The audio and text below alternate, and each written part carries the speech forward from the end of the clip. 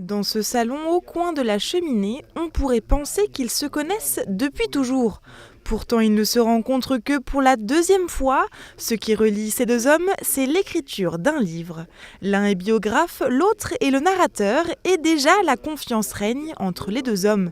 Faire appel à un biographe, André y pensait depuis longtemps, l'occasion de raconter sa vie, de remonter le temps. J'avais l'occasion d'en faire écrire une sur la vie de ma maman. Je ne l'ai pas fait, je le regrette amèrement.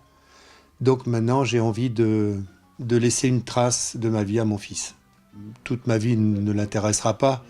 Mais par contre, il y a quelques anecdotes bien particulières qui lui permettra de connaître un peu plus son père et qui comprenne ma philosophie, qui au cours de ma vie s'est imposée à moi en partant par une chose un peu négative, c'est-à-dire un accident qui m'a fait passer juste à côté de la mort et qui m'a permis d'ouvrir les yeux sur la vie.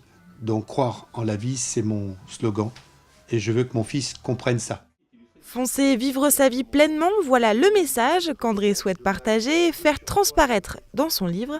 Un livre qui n'existera qu'en un seul exemplaire, dédié à son fils.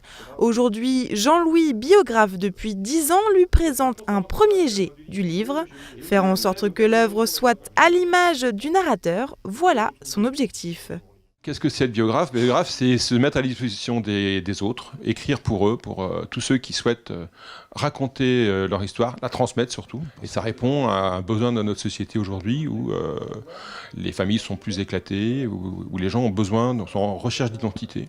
Les gens vont, à un moment, vont ouvrir des albums photos et vont se demander qui sont ces gens, et on se rend compte qu'on a perdu le lien entre générations.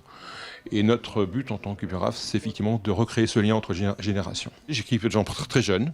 J'écris une jeune femme de 24 ans qui avait une histoire douloureuse, une histoire malheureusement d'inceste. J'ai écrit pour des personnes âgées. La plus âgée avait 98 ans quand je l'ai interviewée. Et je lui ai remis son livre le jour de ses 100 ans.